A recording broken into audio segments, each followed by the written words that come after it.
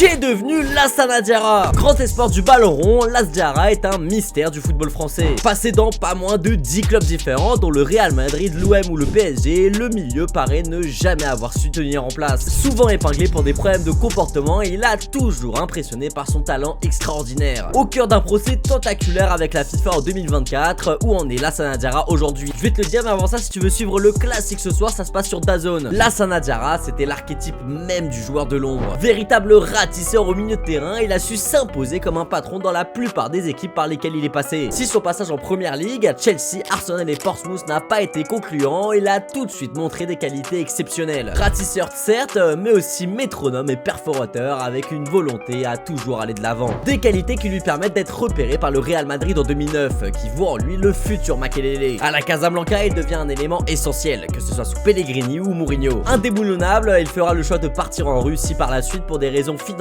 avant de revenir en Europe à travers l'OM. Et s'il ne fait qu'une seule saison dans la cité phocéenne, il a choqué tout le monde. Il suffit d'entendre ses coéquipiers parler de lui pour le comprendre. C'est un joueur extraordinaire. Là, c'était un mec qui pouvait prendre le ballon dans ta surface, le remonter jusqu'à l'autre surface sans que personne ne touche. Mais c'est incroyable.